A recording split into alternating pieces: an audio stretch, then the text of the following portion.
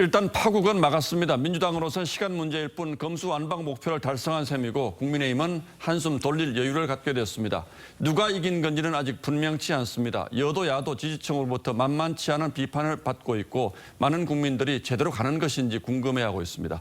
민주당의 서주민 반장에게 극적인 합의 배경 뒷얘기를 들어보겠습니다. 자, 여야 입장차가 워낙 커서 서 반장 역시도 이런 합의가 나올 거다 이렇게 예상은 못했잖아요. 예, 뭐 사실 저도 이 정면 충돌이 좀 아무래도 불가피하지 않겠냐 이렇게 예상을 했었는데요. 예. 그런데 오늘 이 박병석 의장이 중재안을 내놓으면서 더 이상의 카드가 없다 이런 말을 했습니다. 이 법안 통과에 키를 진 박 의장의 말은 여야 모두에게 거부할 수 없는 압박으로 받아들여졌을 겁니다. 자, 어쨌든 모처럼 박병석 의장의 역할을 했군요. 네. 그런데 내용으로 들어가면 어느 쪽이 좀 더 이겼다 이렇게 볼 수가 있을까요? 네, 뭐 민주당으로서는 어쨌든 검찰의 직접 수사 대상을 기존 6개에서 이 2개로 줄였다는 게 가장 큰 수확입니다. 검찰 권한의 핵심인 특수부의 규모도 줄이기로 했고요. 이 반면에 국민의힘은 당초 민주당 안에는 없었던 검찰의 보안 수사권을 이 현행대로 할 수 있도록 되살렸다는 데 의미를 두고 있습니다. 이 보안 수사권이라고 하는 건 경찰이 수사를 제대로 못했을 경우에 검찰이 보안 수사할 수 있다 뭐 이런 뜻입니까? 예, 직접 수사한다 이런 걸 말하는 건데요.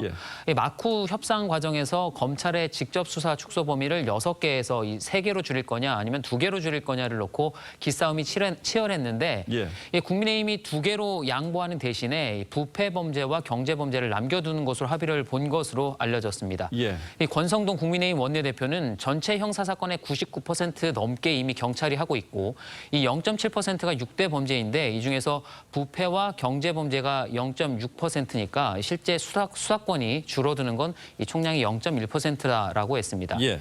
국민의힘에서는 월성원전 수사와 울산시장 선거 수사 또 대장동 수사의 마무리도 가능하다라고 보고 있는데 국민의힘 지도부가 거대 여당의 독주에 맞서서 내실 있는 협상을 했다 이렇게 자평하고 있는 이유입니다. 자, 어쨌든 여야가 합의를 본 건 모처럼 칭찬할 만한 일입니다만 이게 제대로 가는 방향인지 이게 궁금하다는 국민들이 사실 많습니다. 예, 그렇습니다. 이 검찰 직접 수사 대상에서 공직자 범죄와 이 선거 범죄를 뺀 부분이 사실 가장 논란입니다. 예. 이 법조계에서는 정치인들이 지방선거를 앞두고 자신들이 수사 대상이 될 가능성이 높은 범죄를 골라서 배제한 것 아니냐 이렇게 의심하고 있습니다.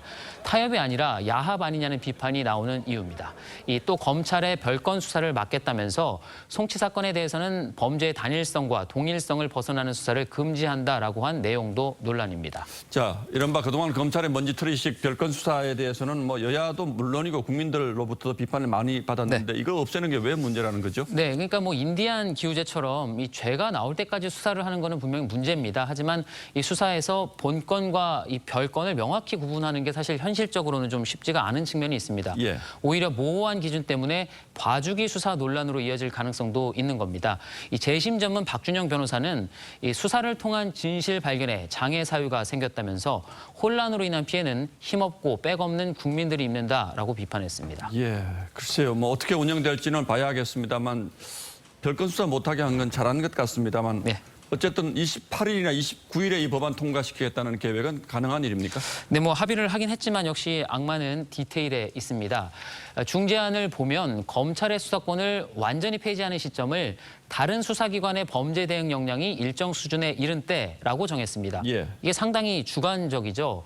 또 중수청의 출범 시점 역시 6년 1개월 이내로 합의를 1년 했지만 6개월이요? 1년 6개월 이내로 합의를 했지만 이 정치적 합의일 뿐 이 법적 구속력은 없습니다.